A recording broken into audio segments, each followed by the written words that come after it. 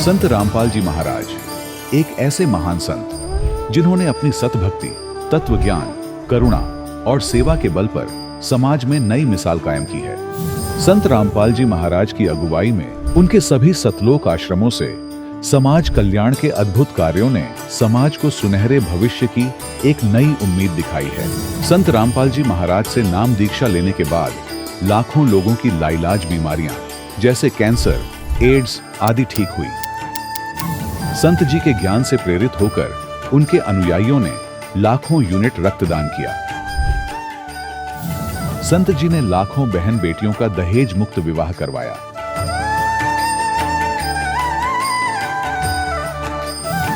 संत जी ने लाखों लोगों का नशा छुड़वाया, करोड़ों उजड़े परिवार बसे। संत जी के आश्रमों में समागम के दौरान निःशुल्क नेत्र चिकित्सा, दंत चिकित्सा प्रदान की जाती है। संत रामपाल जी महाराज द्वारा समय समय पर पर्यावरण संरक्षण के उद्देश्य से बड़े स्तर पर वृक्षारोपण किया जाता है। संत जी ने जरूरतमंदों को तत्काल राहत पहुंचाने के लिए एम्बुलेंस सेवा शुरू की। संत जी अपने अनुयायियों को देहदान के लिए प्रेरित करते हैं, जिससे मानवता की सेवा और चिकित्सा क्षेत्र में सुधार हो सके। संत रामपाल जी महाराज के सभी आश्रमों में हर रोज निःशुल्क भंडारा आयोजित किया जाता है, जहां हर वर्ग, हर जाति और हर धर्म के लोग एक साथ बैठकर भोजन करते हैं।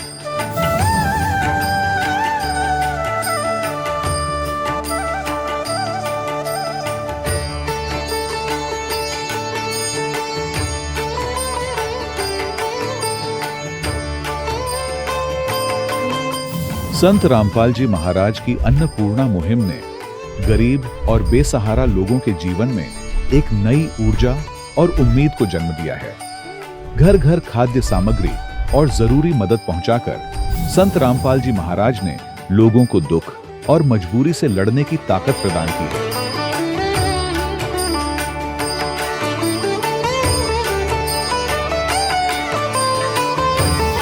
संत रामपाल जी महाराज द्वारा गरीब लोगों के लिए घर बनवाने का अद्भुत कार्य एक ऐसी मिसाल कायम कर रहा है जो सदियों सदियों संत जी की उदारता और दया भावना के तौर पर जाना जाएगा।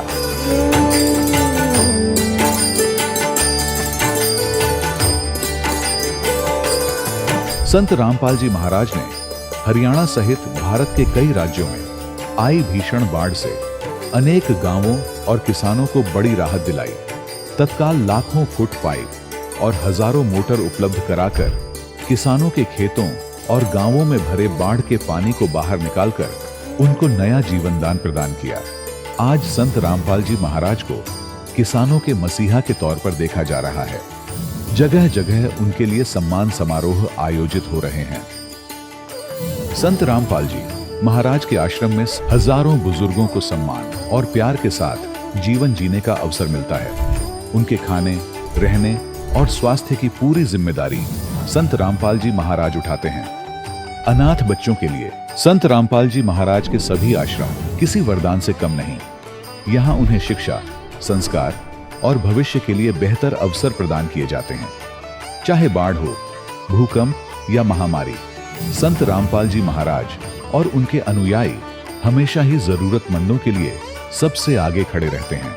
कोविड महामारी के दौरान संत रामपाल जी महाराज के आश्रमों से करोड़ों लोगों के लिए भोजन, दवाइयां और जीवन रक्षक सामग्रियां उपलब्ध कराई गई। चाहे गरीब की मदद हो या किसी शोषित और पीड़ित वर्ग के हक और सम्मान की लड़ाई, संत रामपाल जी महाराज ने हमेशा ही उनकी दबी आवाज को सरकारों तक पहुंचाया है और उन्हें उचित न्याय दिलवाने में अहम भूमिका अदा की है।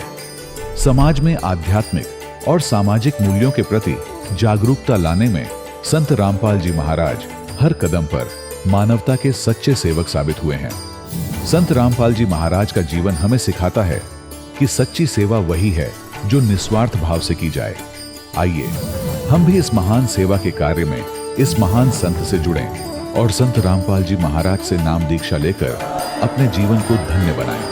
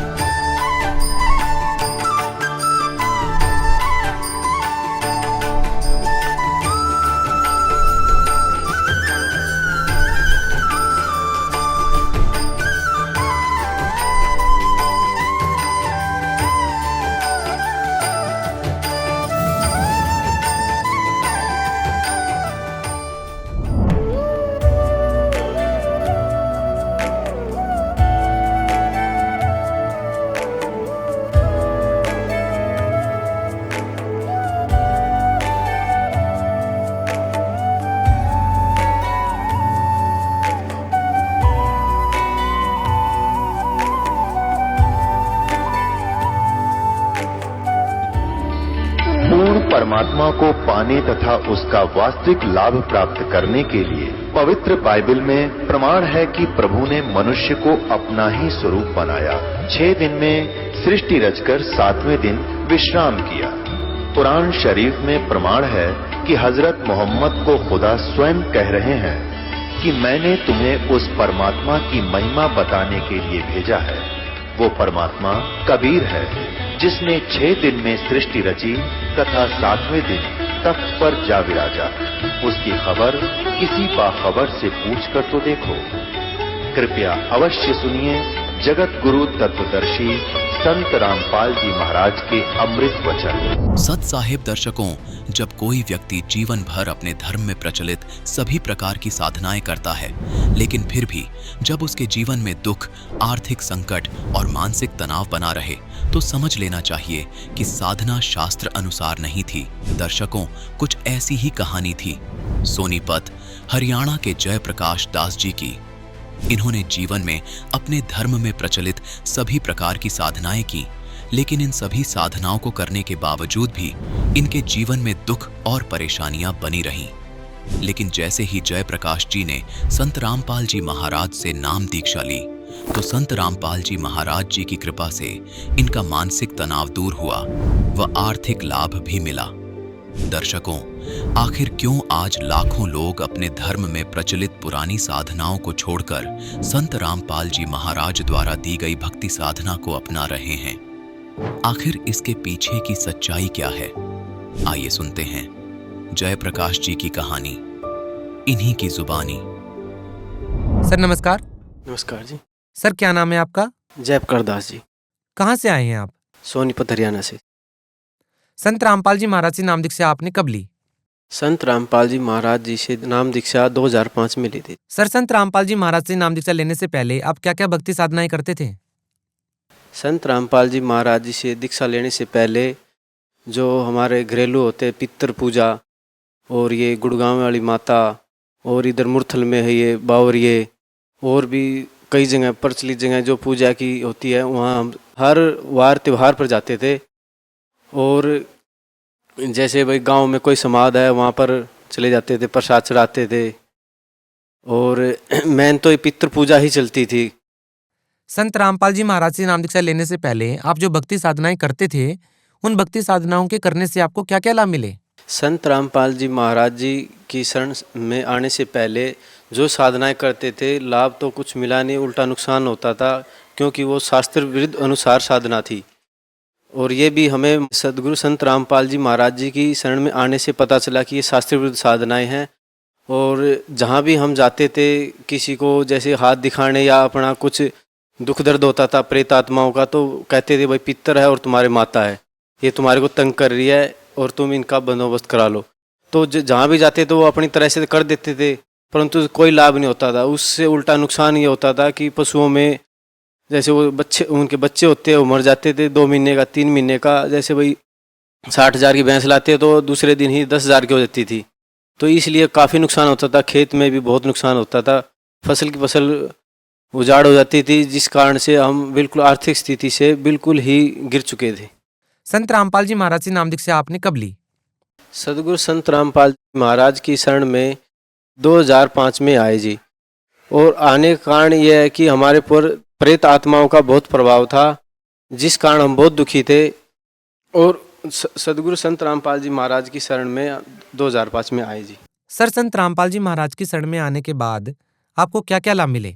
सदगुरु संत रामपाल जी महाराज जी के शरण में आने के बाद पहला लाभ यह है कि संतान प्राप्त हुई। उससे पहले मैं डॉक्टरी करवाई, डॉक्टरी में पाया गया कि मैं नील हूँ, और डॉक्टर ने कह दिया भाई कि तेरे को संतान नहीं हो सकती, कि तेरे जो नील शुक्राणु हो नील है, बिल्कुल कोई भी दवाई कर ले नहीं हो सकती।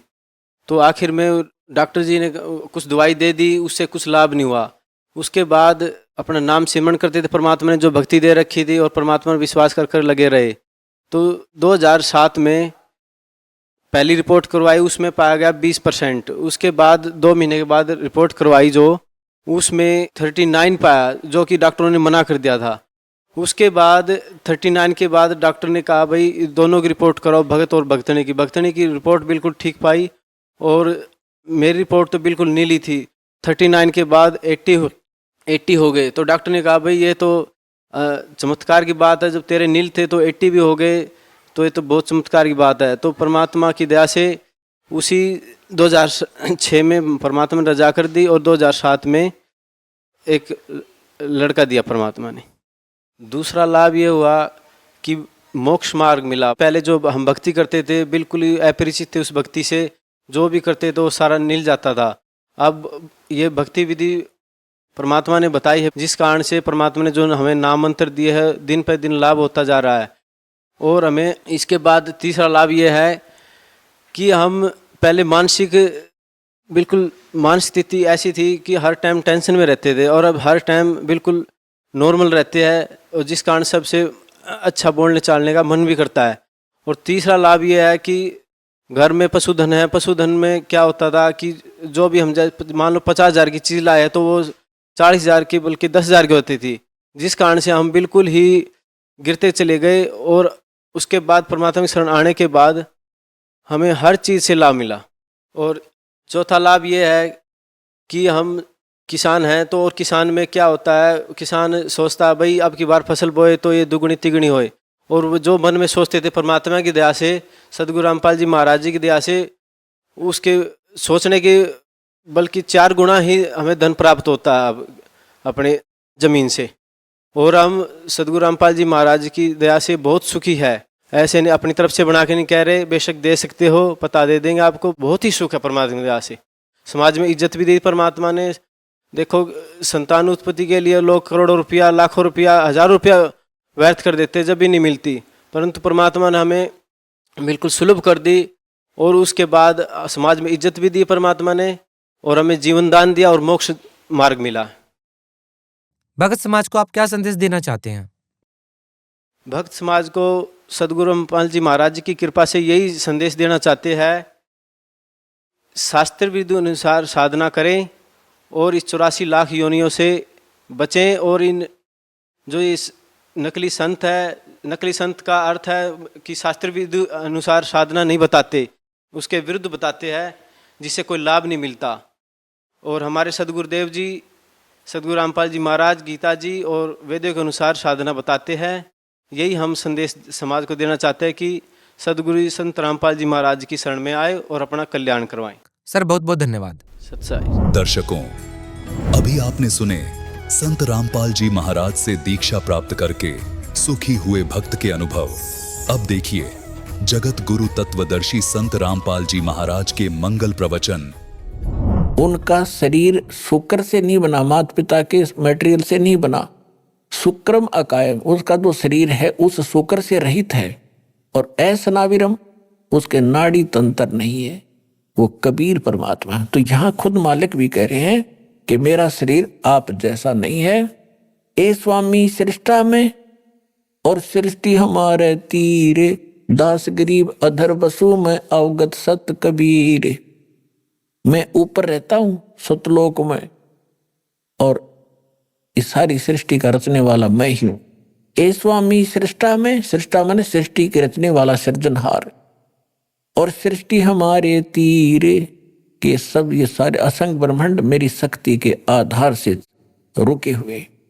और दास गरीब अधर बसू, अधर माने ऊपर रहता हूं, अवगत सत कबीर। सुन रामानंद राम हम, और मैं बावन नरसिंह, दास गरीब सर्व कला में मैं व्यापक सर्वंग। कि ये जो सुन रामानंद राम हम यानी पूर्ण परमात्मा मैं हूं, नरसिंह, और ये 52 रूप मैंने ही बनाए थे। विष्णु को तो एक निमित्त बनाया था। मैं रोवत हूं सृष्टि को, ये सृष्टि रोवे मोहे, दास गरीब इस वियोग को समझ न सकता कोई। गोता मारूं स्वर्ग में और जा बैठूं पाताले, गरीब दास ढूंढता फेरूं अपने हीरे मोती लाले। अब इस बात को सुनकर रामानंद जी से परमात्मा ने जब ये कहा कि मैं परमात्मा हूं, आपका यकीन हो या ना हो, इतना कॉन्फिडेंस से जब बात की तो रामानंद जी भगत थे, विवश हो गए सोचन पे कि उसने सुना है कि भगवान ना जाने किस रूप में आ जा। उसने सोचा कि इससे पीछे बात करूंगा। जब इतना कॉन्फिडेंस से कह रहा है कि आई एम गॉड, आम आदमी थोड़ा हो सकता है। तो उन्होंने सोचा कि मैं पहले अपनी जो दैनिक क्रिया करता हूं भक्ति की वो पूरी कर लूं। रामानंद जी कैसे करते थे? मूर्ति पूजा करते थे, लेकिन काल्पनिक करते थे। जैसे कल्पना करते हैं कि भगवान विष्णु की मूर्ति सामने बन गई, रोज का अभ्यास था, मानसिक पूजा थी उनकी। और फिर वो क्या करते हैं, स्थूल कैसे कर्मकांड करते हैं ये लोग, भगवान विष्णु की मूर्ति के सारे कपड़े उतारते हैं, उनको नवाते हैं, फिर नए धोए हुए कपड़े पहनाते हैं और सब तिलक लगाते हैं, गले में कंठी एक मनिये की माला डालते हैं, ऊपर से मुकुट डाल देते हैं। और मुकुट डालने के बाद फिर उस दिन मुकुट उतारा नहीं जा सकता। तो रामानुज जी ऐसे कल्पना से कर रहे थे। उन्होंने नए कपड़े पहना दिए भगवान विष्णु को और मुकुट रख दिया, तिलक लगा दिया। उस दिन वो कंठी डालनी भूल गए, कंठी अलग दिखाई दे उसने, जैसे स्वप्न होता ना कई बार, वो कल्पना ऐसे करता था। तो कंठी अलग रखी थी, माला। अब माला ना डाला तो पूजा खंडित, और मुकुट उतार दिया उस दिन तो पूजा खंडित। अब रामानंद जी ने सोचा इस माला को मुकुट के अंदर से डाल देता हूं। अब मुकुट में आकर माला फंस गई, ना जावा आगे ने। अब मालिक के खेल थे। रामानंद जी बहुत दुखी अंदर से कि हे परमात्मा, आज पहली बार भूल लगी है जीवन में, मेरे से कौन सी चूक होगी, आज मेरे भगवान की पूजा खंडित होगी, क्या भगवान रुष्ट हो गए मेरे से?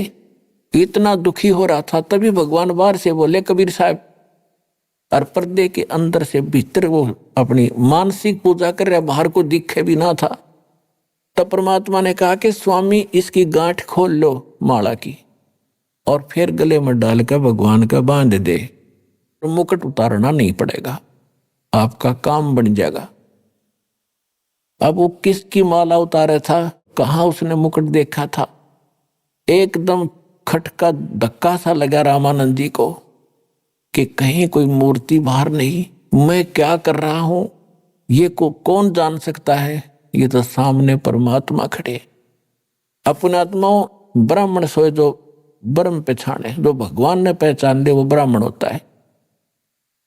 अब एक तरफ तो सारा समाज ब्राह्मण खड़ा और इज्जत का नाश हुआ, जो लाहे के बालक के सीने से लगावे, उसकी तरफ साख मिट्टी में मिल जानी थी, सारा उसका तो प्रोग्राम खत्म हो जाना था और कोई चेला नहीं रहना था ब्राह्मण उसका, और दुनिया में वो निंदा का पात्र बनना था। एक तरफ तो उसने समाज दिखा था, एक तरफ उसने भगवान दिखाई देता। तो इसको पंडित कहते हैं। डोडी पर्दा दूर बगा और एकदम बाहर आके सबके सामने नो बैठी थी जनता और धानक के लड़के को सीने से लगा लिया। और जब सीने से लगाया तो उनका शरीर ऐसा था जैसा रुई का होता है।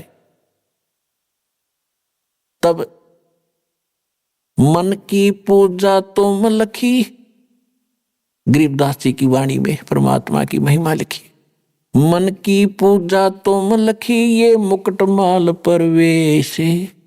रामानंद जी कह रहे हैं, गरीबदास गति कौन लुख, तेरा कौन वर्ण के वेखे। अब रामानंद जी कह रहे हैं, हे परमात्मा, आपकी महिमा ने कौन समझ सकता है? आपको कैसे भगवान माने या जनता? आप किस तरह रूप में खड़े हो? एक छोटा सा बालक धोती बांधे खड़ा, सिंपल सा, और किस वर्ण में, जुल्हे का घर तो वैसे आपकी लीला कर रहे हो। तो कहते हैं, मन की पूजा तुम लखी, ये मुकुट माल परवेश। गरीबदास गति कौन लखे, तेरा कौन वर्ण के भेख। ये तो शिक्षा तुम दई, ये मान ली मन मोरे। गरीबदास को मल पुरुष और हमरा वदन कठोरे। गरीबदास जी कह रहे हैं कि स्वामी रामानंद जी ने जब उनको सीने से लगाया, डोडी पर्दा दूरे कर वो लीना कंठ लगाए। गरीबदास गुजरी बहुत जब बदन बदन मिलाए। कहते एक तरफ तो सारा समाज खड़ा, ब्राह्मण समाज, और एक तरफ भगवान खड़े। कहते उस महापुरुष ने, उस ब्राह्मण ने समाज को नहीं देखा, परमात्मा को देखा, जिसके लिए वो भटक रहा था सामने खड़ा, तो सीने से लगा दिया। कहते मन में तो बहुत बीती, अके कहेगी जनता, लेकिन भगवान खड़ा जिसके लिए भटक रहा, और उम्र खत्म होने को हो रही, 104 साल का बूढ़ा हो रहा, तुरंत सीने से लगा लिया। अब क्या कहते हैं, ये तो दीक्षा तुम दी, ये मान ली मन मोरे, गरीबदास को मल पुरुष और हमरा बदन कठोरे। कि हे परमात्मा, आपको कैसे परमात्मा मानना या बड़ी जनता, आप किस रूप में खड़े हो, एक धानक रूप में आप पल रहे हो। तो परमात्मा ने फिर काफी इनको समझाया। रामानंद जी ने परमात्मा से तन मिलाया, बाकी सब उठ कर चले गए। पंडित जी तो सारे खिसक गए। एक बुढ़ापे में दिमाग खराब हो गया भाई, रामानंद जी का दिमाग चल गया, इसने दानक के लड़के को छू लिया, ये तो गया काम तय, अब जाओ तो जाओ। फिर परमात्मा और वो प्यारी आत्मा रामानंद जी दोनों रह गए। काफी देर चर्चा हुई। लास्ट में रामानंद जी ने कहा, स्वामी मैं बच्चा समाधिस्थ होता हूं, आपकी सारी बात मुझे समझ में आ रही है, लेकिन मैं वहां तक जाता हूं, सारी उम्र मैंने ऐसे कर दिया। तो रामानंद जी को प्रश्न उठा उसके मन में, परमात्मा से कहा कि एक बात बताओ दाता, आपने एक झूठ बोली। परमात्मा झूठ नहीं बोलते हैं। परमात्मा बोले क्या झूठ बोली? कि आपने ये कहा सबको कि मैंने आपको दीक्षा दे रखी है। मैंने आपको कब दीक्षा दी? तो परमात्मा ने कहा कि एक याद करो, एक दिन आप स्नान करने गए थे, मैं वहां घाट पर लेटा हुआ था, मुझे निद्रा आ गई थी और आपकी खड़ाऊ मेरे सिर में लगी थी, और आपने कहा था बेटा राम राम बोलो, आपने दीक्षा दे दी, मैं आ गया, आप मेरे गुरु, मैं आपका चेला। तो उसके ध्यान में आई कि वो बच्चा तो छोटा था, आप तो 5 वर्ष के, 2.5 वर्ष के बालक का और 5 वर्ष के बालक का डबल डिफरेंस हो जाता है एज में, हाइट में, यानी कद में। तो उन्होंने कहा कि वो तो छोटा बालक था, आप तो बहुत बड़े हो। परमात्मा ने उसी समय दूसरा रूप बना 2.5 साल के बच्चे का, और एक सेवक की खाट थी, झोंपड़ी तो बाहर, उसके ऊपर लेट गए, एक सामने खड़े। परमात्मा से ने कहा कि देखो स्वामी जी, ऐसा था मैं, देखो सामने। अब रामानंद जी ने 6 बार तो इधर देखा, और 6 बार वो 5 साल के बालक के रूप में देखा। आखिर में आंखें मसलन लग गया। इतने में वो 2.5 साल का बालक उठ गए और उस 5 साल के बच्चे में जो कह तो समा गया। तब रामानंद जी के जचा कि वो भगवान है बालक को ना। फिर रामानंद जी ने कहा कि बच्चा एक बात और बता, क्योंकि वो मन जो है ज्यादा ही शंका पैदा करता है जब सच्चाई के निकट आता है, सैकड़ों प्रश्न उठा देता है। तो उसने कहा कि मैं जब दीक्षा देता हूं, कुछ और मंत्र देता हूं, राम राम मंत्र में नहीं देता। परमात्मा ने कहा आप ओम मंत्र देते और उसको गुप्त रखने के लिए कहते हैं। जैसे हम सच्चाई बोलते हैं, ये हमारा मंत्र नहीं है, तो पहले जो राम राम बोला करते थे ये मंत्र नहीं था, मंत्र वो ओम नाम ही देते थे। ओम नमः शिवाय ये अलग देते थे, ओम भगवते ओम नमः भगवते वासुदेव ये अलग नाम होता, और सिंपल ओम नाम देते थे, उसको गुप्त रखने को कहा करते थे। रामानंद जी ने सोचा भाई ये तो बालक के विघ्न है, ये तो सचमुच खुदा आ गया, भगवान आ गया। फिर उसने पूछा कि एक बात बता बच्चा, मैं जिसको दीक्षा देता हूं उसको एक मन वो देता हूं कंठी, जिसमें एक तुलसी का मनिया होता है, वो है तेरे पास? वो तो निधि मैंने अकेले वो नीचे से निकाल के दिखा दी, या उस दिन आपने डाली थी गाठ के ऊपर। रामानंद जी तो चरणा में बैठ गया चुप करके, कि बालक हो ना भाई।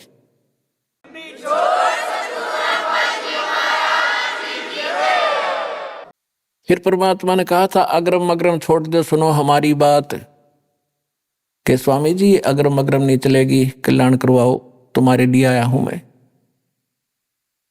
फिर उसने एक आंट और अड़ा दी कि मैं समाधिस्थ होता हूं, परमात्मा बोले चल वो क्रिया भी कर। समाधिस्थ होकर कहाँ पहुंचा, आगे जाके कहते हैं योग युक्त ब्रह्मचारी थे बचपन से ही, 104 साल के हो गए थे, 5 वर्ष के भगवान बैठे थे सामने बालक रूप में। योग युक्त प्राणायाम कर जीता सकल शरीर, और त्रिवेणी के घाट पर वहां अटक रहे बलबीर।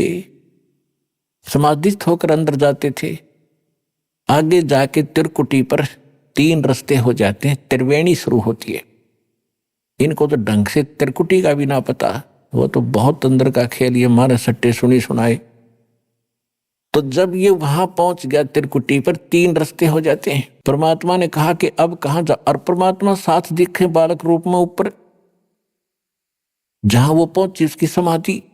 परमात्मा ने कहा स्वामी जी ये आ गया तेरा आखिरी स्टेशन, अब कहां जाओगे? पता नहीं, इससे आगे मुझे नहीं मालूम, मैं बताता हूं। ये जो लेफ्ट साइड वाला, ये मृत्यु के बाद आप इधर जाओगे, और ये आगे जाके पहला ही स्टेशन, इसके ऊपर पहला जो मुकाम है, स्थान है, वो धर्मराज का है। वो आपका अकाउंट लेता है, और जिसने जहां की भक्ति कर रखी है उसी इष्ट को के धाम को तुरंत भेज देता, वहां कोई सुनवाई नहीं होती फिर। और इधर ये साथ में तो तीसरी इधर का रास्ता है, इसमें वो ऋषि महर्षि जो अलग रहते हैं, ये उधर जाता है, इधर कोई नहीं जा सकता। वो रास्ता है लेकिन आम आदमी अलाउड नहीं। और इधर जो सामने रास्ता है ये ब्रह्मरंध्र है, और ये ब्रह्मरंध्र खुले बिना ब्रह्मलोक भी नहीं जा सकते तुम, तो इस ब्रह्मरंध्र तुम्हारे किसी मंत्र से नहीं खुल सकता। तो उन्होंने खूब अपना सिमरण करके देखो, खूब सिमरण किया, नहीं खुला। तो परमात्मा ने कहा कि मेरे पास सतनाम है, उस 2 अक्षर के मंत्र से ये ब्रह्मरंध्र खुल जाता है सामने का। मैं सिमरण करके दिखाता हूं। तो उन्होंने सिमरण किया, एकदम वो एकदम खुल गया, और स्वामी जी को अंदर लेकर गए। आगे सारा कुछ दिखा के ब्रह्मांड परब्रह्म के लोक में प्रवेश किया। फिर सतलोक में गए, 12वां द्वार पार करके। वहां जाके स्वामी जी ने क्या देखा कि जो अन्य रूप में परमात्मा सिंहासन पर बैठे थे, और एक रोमकूप में करोड़ सूर्य मिला दे, करोड़ चंद्रमा, वो भी फीका पड़े, और नीचे से वो बालक रूप में जा रहे उनके साथ में। तो वहां जाकर क्या देखा, जो एक चमर उठा के छोटे से बालक और करने लग गए ऐसे भगवान के ऊपर। रामानंद जी ने सोचा ये है परमात्मा जो तख्त पर बैठा, सिंहासन पर बैठा, और ये कबीर यहाँ का कोई इनका निकटतम सेवक है। इतने में वो सिंहासन वाला भगवान खड़ा हुआ, और 5 वर्ष के बालक बैठ गए उस सिंहासन पर, और वो तेजों में शरीर परमात्मा 5 वर्ष के बालक में समा गया। अकेले वो बालक रूप परमात्मा कबीर जी असंख्य ब्रह्मांड के सिंहासन पर विराजमान थे। अब रामानंद जी सोच ही रहे थे ये क्या कमाल कर दिया। फिर उनकी आंखें, वो तो चेतना होगी कि सचमुच ही तो परमात्मा है। तब परमेश्वर ने कहा कि जाओ स्वामी जी, अब नीचे जाओ, ये है मेरा लोक। ए स्वामी सृष्टा में सृष्टि हमारे तीरे, दास गरीब अधर बसों अवगत सत कबीर। तो रामानंद जी कहने लगे भगवान हमारी तो बुद्धि पर पत्थर पड़ गए दाता, ये है लोग। तो स्वर्ग भी दिखाया, उसमें तो नरक है, उस स्वर्ग सतलोक को देखते हुए। और वहां तो अपनी पूंजी समाप्त होने के बाद फिर वापस जाना होता है, पुण्य समाप्त होते ही। और यहाँ सदा सुखी रहोगे, देखो ये सब तुम्हारे पहले के भाई बहन यहाँ रह रहे हैं। तब रामानंद जी से कहा कि जाओ वापस। जब उनकी समाधि वापस खुली तो सामने फिर बैठे परमात्मा 5 वर्ष की बालक रूप में। तब कहा था बोलत रामानंद जी सुनो कबीर करतारे, गरीबदास सब रूप के तुम ही सिरजनहार, दो ही उठोड़ है एक तू भया एक से दो, गरीबदास हम कारण तुम आए हो मगजो, तुम साहेब तुम संत हो तुम सुत गुरु तुम हंस, गरीबदास तेरे रूप बिना और न दूजा अंश। कि हे परमात्मा आप ही सर्वशक्तिमान हो और दो उठोड़ आप ही हो, एक से दो बनकर आप ही यहां आए हो। तब चरण पकड़ दिए 104 साल के बूढ़े ने और 5 वर्ष के भगवान के, और कहा कि तुम स्वामी में बाल बुद्धि, ओए, 104 साल का ब्राह्मण और 5 वर्ष के धानक के बच्चे को कह रहा है तुम स्वामी, तुम मेरे मालिक और मैं बाल बुद्धि। हमारा ज्ञान तो एक बालक जैसा था स्वामी जी। हे परमात्मा, तुम स्वामी मैं बाल बुद्धि, ये बरम कर्म कियो नासे। दास गरीब निज ब्रह्म, तुम मेरा हो गया दृढ़ विश्वास। तो परमात्मा ने कहा था देखो, अब आप मेरे गुरु बने रहना। अब वो रोआ बुढ़ा 104 साल का, मैं क्यों कर गुरु बनूं आपका, मेरी आत्मा नहीं मानती दाता। परमात्मा बोले ये मेरा आदेश मान लो आप, यदि ये मर्यादा नहीं रहेगी तो मेरा सारा काम बिगड़ जाएगा। स्वामी जी बात बिगड़ जाएगी। मैं कहूं ऐसे भक्ति करो, लेकिन ये मर्यादा आपने रखनी पड़ेगी। तो रामानंद जी रोते हुए ने स्वीकार कर लिया कि जो आपका आदेश। लेकिन कहते हैं रामानंद से लक्ष गुरु, ये लाखों गुरु तारे से के भाई और चेलों की गिनती नहीं जो पद में रही समाये। तो परमात्मा ने उस आत्मा का कल्याण किया गुरु बना के, लेकिन दीक्षा वही रखी जो परमात्मा ने उनको दी थी। इस प्रकार ये परमात्मा का मार्ग सफल होता है। गुरु बिन माला फेरते, गुरु बिन देते दाने, गुरु बिन दोनों निष्फल हैं, ते पूछो वेद पुराने। तो पुणात्मा आज तक तो भ्रमणा फैला रखी थी, भ्रम था। कबीर साहब के जन्म के बारे में वो 100% रॉन्ग था, गलत था कि किसी कुंवारी के पैदा हुए थे, वो सर्व की मारी गेरगी, ये सब बकवास थी। आंखों देखा गरीबदास जी ने बताया, नानक साहिब जी ने बताया, अनंत कोट ब्रह्मांड का एक रति निभारे, सतगुरु पुरुष कबीर हैं ये कुल के सिरजनहार। हम सुल्तानी नानक तारे, दादू को उपदेश दिया, जात जुलाहा भेद न पाया, वो काशी माहे कबीर हुआ। तो who is God? Kabir is God. बोलो सतगुरुदेव की।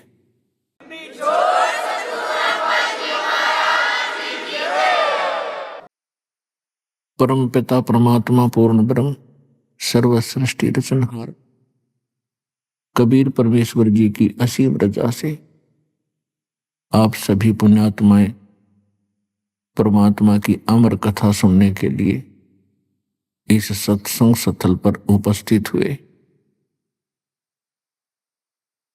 सौभाग्य आपका, धन धन है आप। ऐसे घोर कलयुग में आपके अंदर परमात्मा की तड़फ है, चारों तरफ आग लगी हुई है।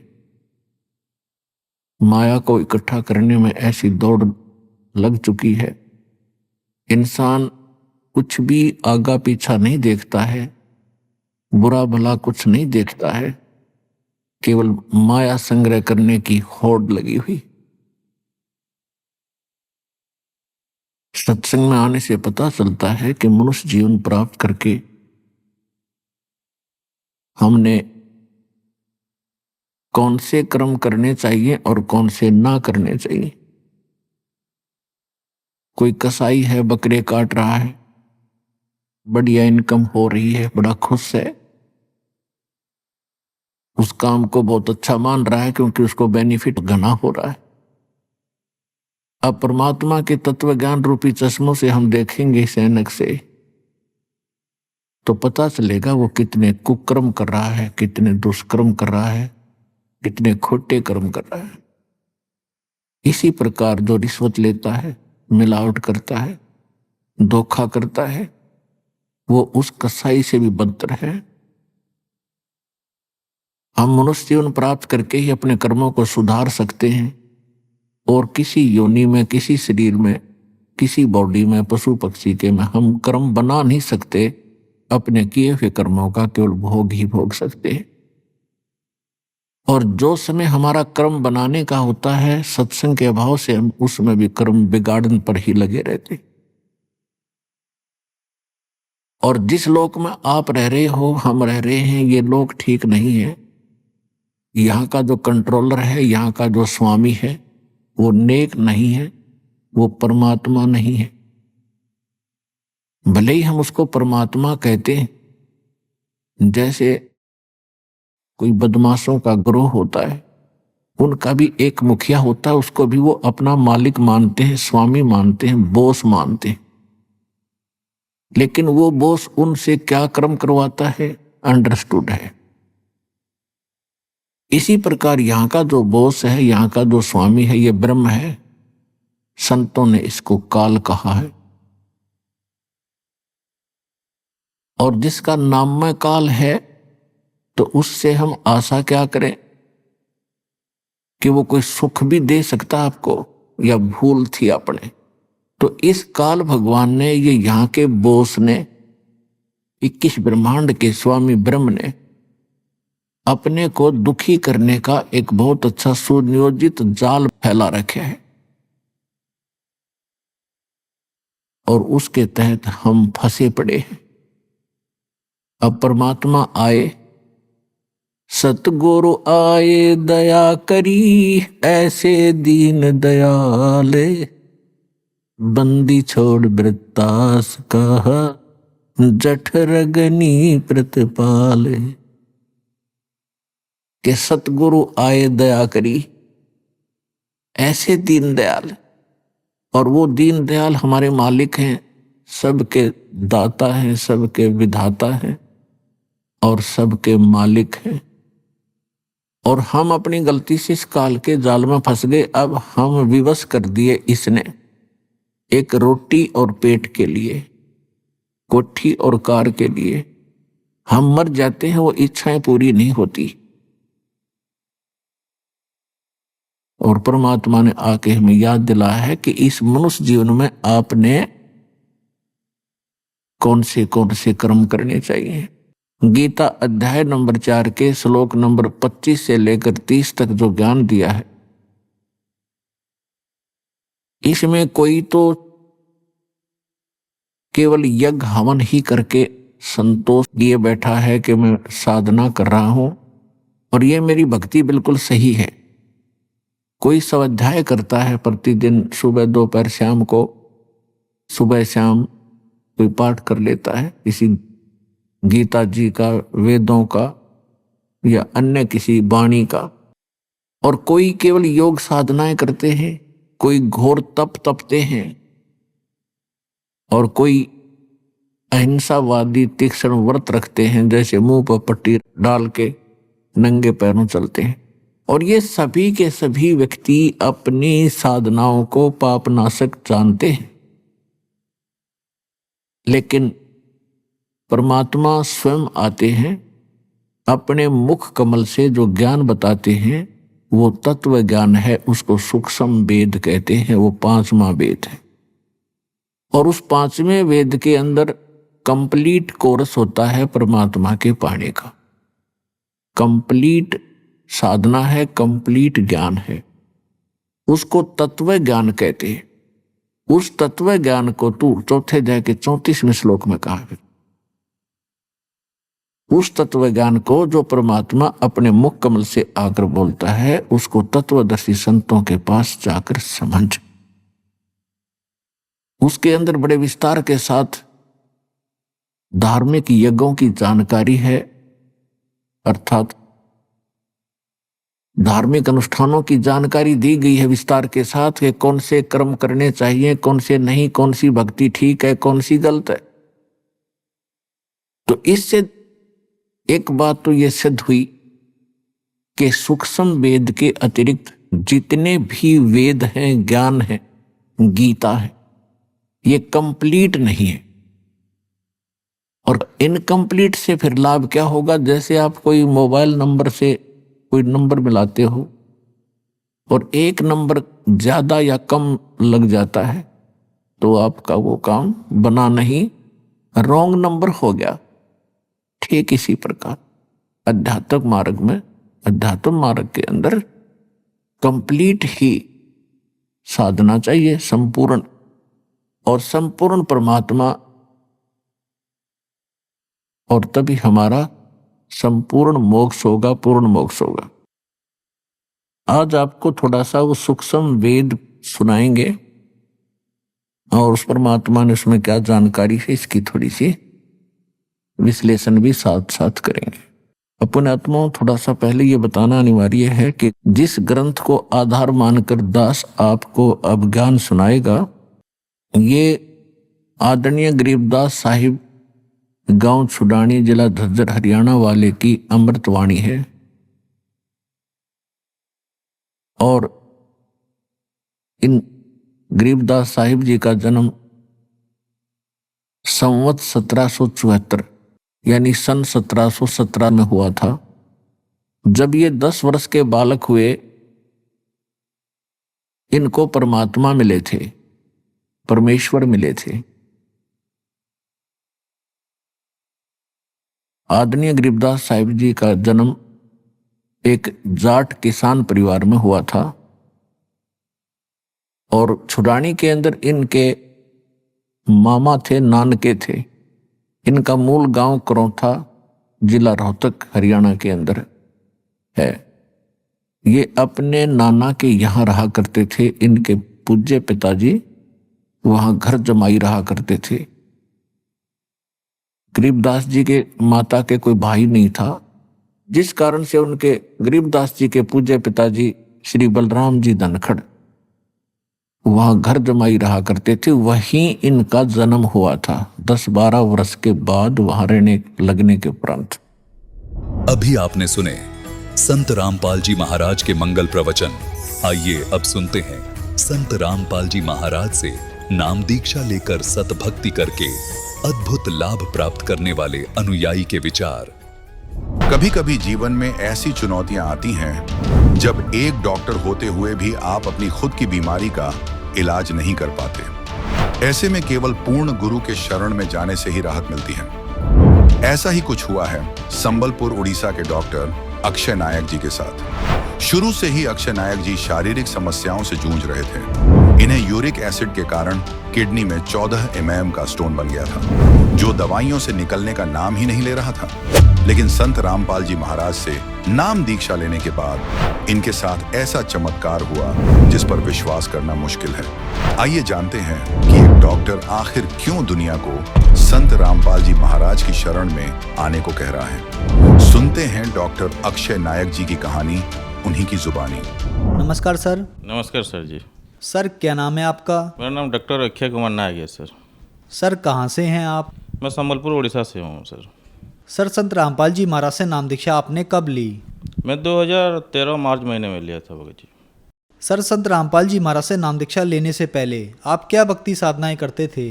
मैं कुछ भक्ति नहीं करता था। ऐसे घर में जो पूजा पाठ करते थे पिताजी लोग, और हमारे घर में शुरुआत से सत्संग वगैरह होता था, सभी देवता को मानते थे।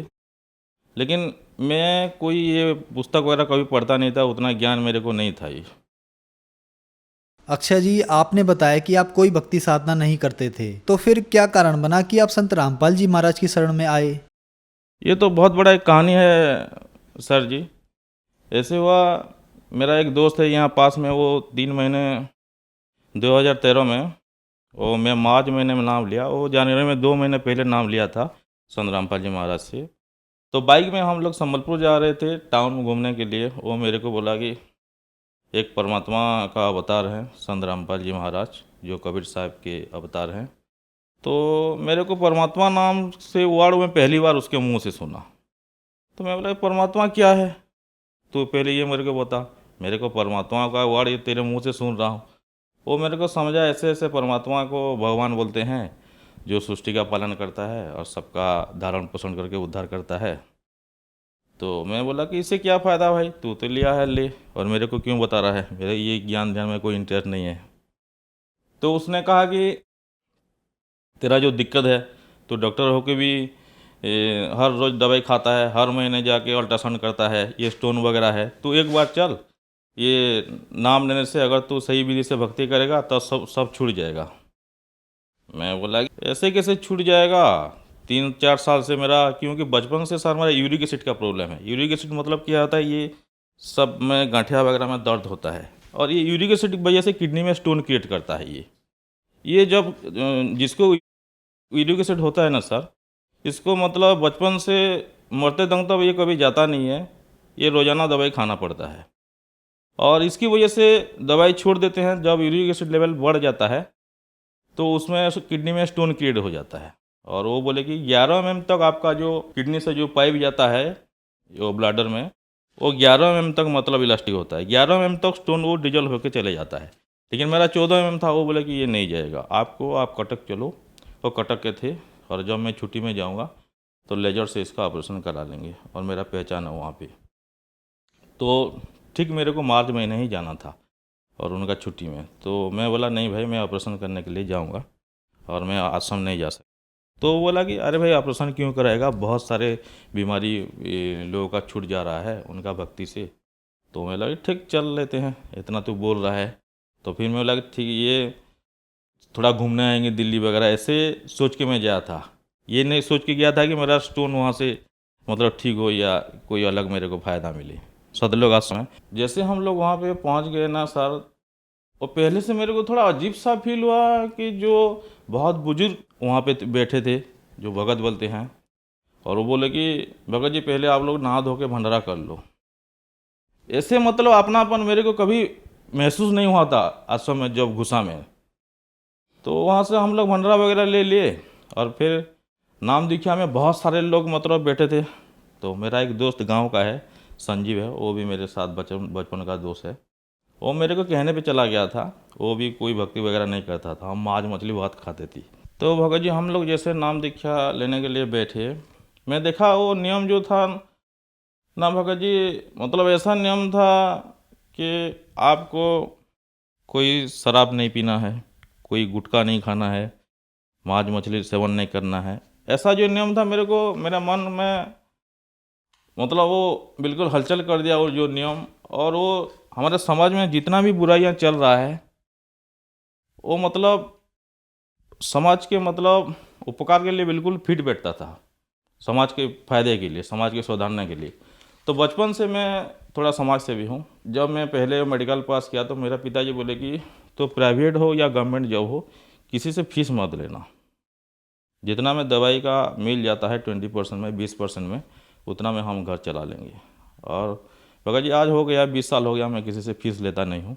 ठीक है भाई, नाम ले लेते हैं, अगर जो हमारा कुछ फ़ायदा होगा तो बाद में देखेंगे, नहीं तो छोड़ देंगे, इसमें क्या है।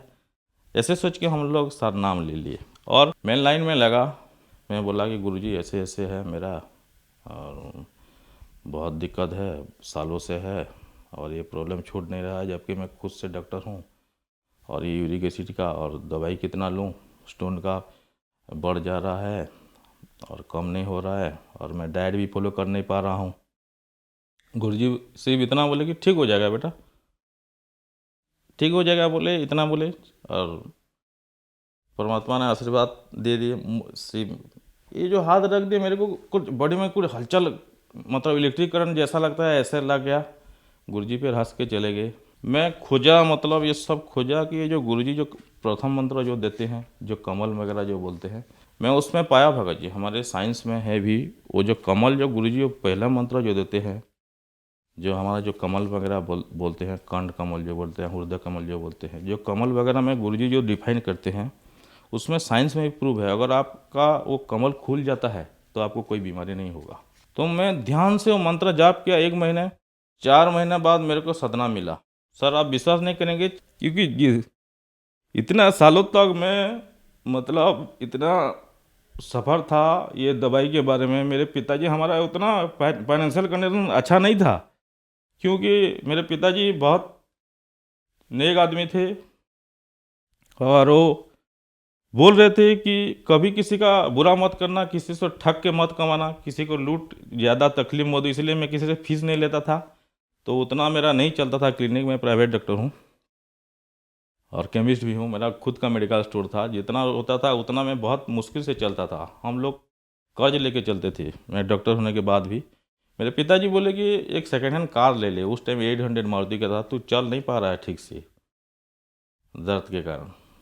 लेकिन गुरुजी की दया से बिल्कुल मेरा दर्द उतना मतलब कम हो गया, बिल्कुल बॉडी बिल्कुल फ्री लगने लगा।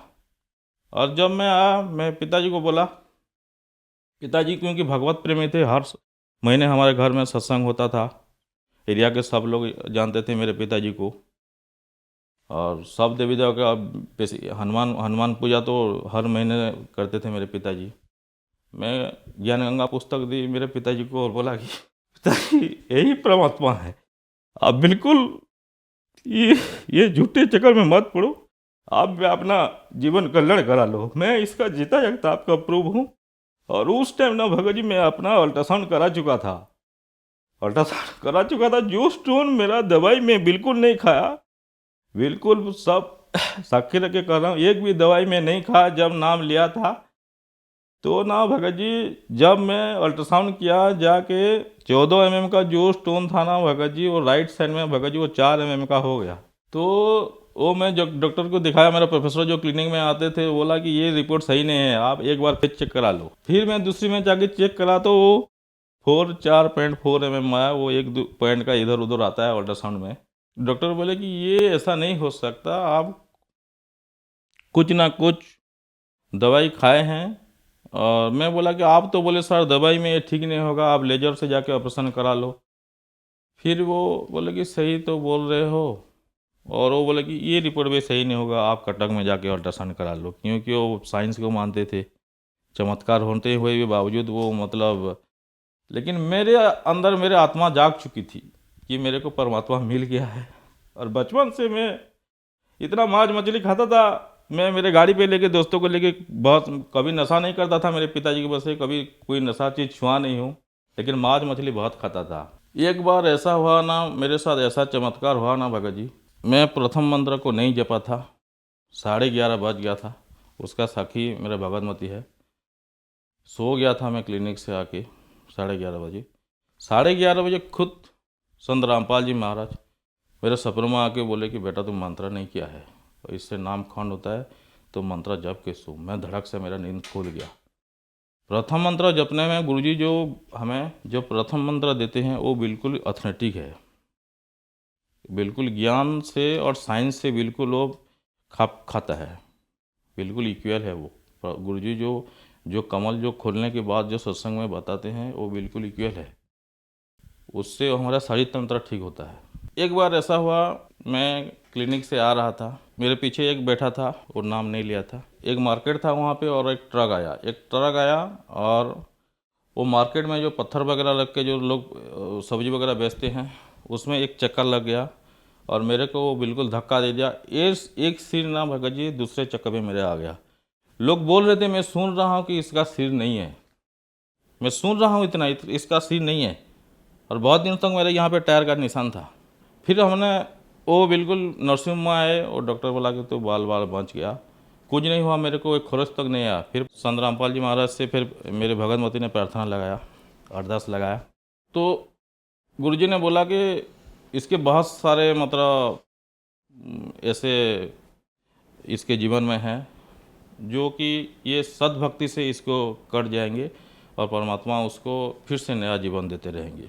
बहुत सारे ऐसे आएंगे, बेटा घबराना मत, ठीक से भक्ति करो। बोले सर, आपके पिताजी एक नेक डॉक्टर थे और आप भी एक नेक डॉक्टर हैं। आप आज भी अपने पेशेंट यानी मरीजों से फीस नहीं लेते। हमें सुनने में आया था कि आपने अपने राज्य में कोरोना संकट में लगभग 25 लाख रुपए से ज्यादा की दवाइयाँ गरीब लोगों को फ्री में बंटवाई थी। तो सर, ये प्रेरणा, ये सोच आपको कहाँ से मिली?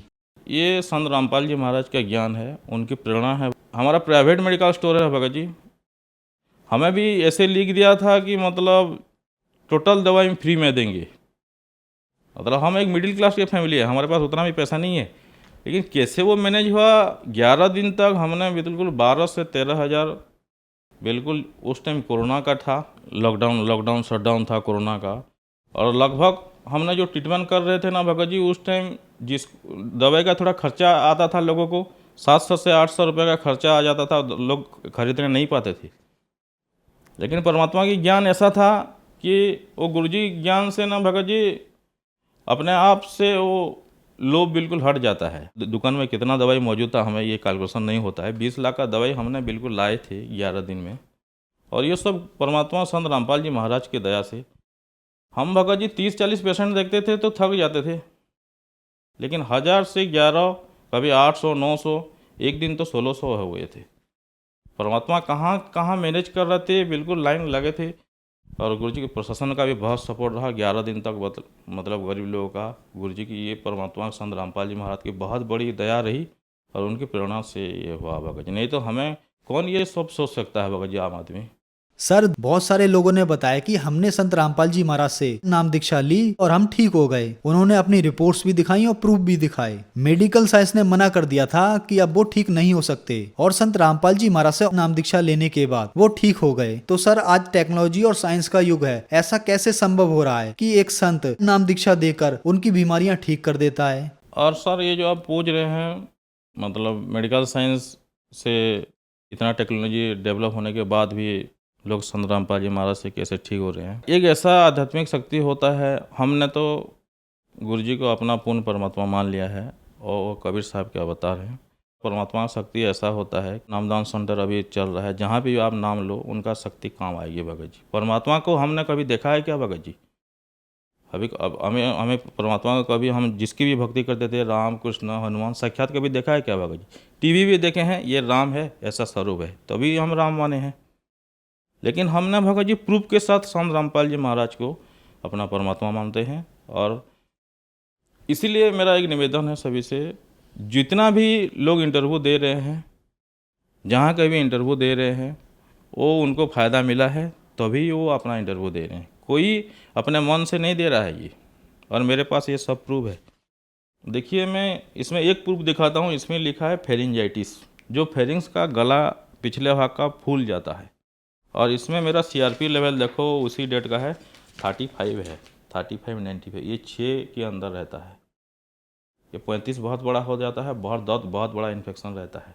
और ये मैं संबलपुर में देखा था, ठीक मतलब अच्छा नहीं लगा, मैं कटक में जाके कंफर्म किया, फिर परमात्मा से प्रार्थना लगाई, संत रामपाल जी महाराज से प्रार्थना लगाई, गुरुजी बोले ठीक हो जाएंगे। और मेरे वो मंत्र के ऊपर इतना विश्वास था, मैं दवाई नहीं ली, मेरा बिल्कुल ठीक हो गया। ये 35 वगैरह, ये भगत जी, ये इतना जिनको पता है मेडिकल साइंस, CRP जिनका बढ़ता है, बहुत कंटिन्यू दवाई खाना पड़ता है। यूरिक एसिड जिनका पड़ता है, कभी कंटिन्यू दवाई खाना पड़ता है। अभी परमात्मा साखी में एक भी दवाई नहीं खा रहा हूँ, बिल्कुल स्वस्थ हूँ। कोई भी दवाई मेरे को संत रामपाल जी की दया से कभी एक भी दवाई नहीं लग रहा है। सर, बहुत सारे दर्शक आज आपको टीवी पर देख रहे हैं। आप एक डॉक्टर हैं, आप भी उन बीमारियों से गुजर चुके हैं जिनको संत रामपाल जी महाराज ने बगैर ऑपरेशन, बगैर दवाई के ठीक कर दिया। तो जो दर्शक आज आपको देख रहे हैं और वो भी किसी न किसी बीमारी से या परेशानी से ग्रस्त हैं, उनके लिए आप डॉक्टर होने के नाते क्या कहना चाहेंगे? मैं तो इनके लिए ये कहना चाहता हूँ, देखो अभी खास करके उड़ीसा का मैं जितना जानता हूँ, हमारे यहाँ बहुत सारे लोगों के पास दवाई खाने के लिए पैसे नहीं है। बहुत लाइलाज जैसे बीमारी है, किडनी का बीमारी है, हार्ट का बीमारी है, लोग बिना, गवर्नमेंट तो जितना हेल्प कर रहा है, फिर भी लोग बहुत मर रहे हैं। उन सभी से मेरा निवेदन है, आप एक बार संत रामपाल जी महाराज का सत्संग सुने, बहुत सारे चैनलों में अभी आ रहा है, ज्ञान को देखे, और जो ज्ञानगंगा पुस्तक है उसको आप जो आपके घर में है, आप जिसको जो पुस्तक है, गुरुजी जो बता रहे हैं, जो श्लोक बोल रहे हैं, आप उसके साथ मिलान करें। आपको सही लगे तो आप उस नंबर पे, जो चैनल पे नंबर आ रहा है, उस पर कॉन्टैक्ट करें। और बहुत सारे अभी नाम दीक्षा केंद्र खुल रहा है, और उसमें आप संत रामपाल जी महाराज से नाम लेके अपना कल्याण करवा सकते हैं। धन्यवाद सर। थैंक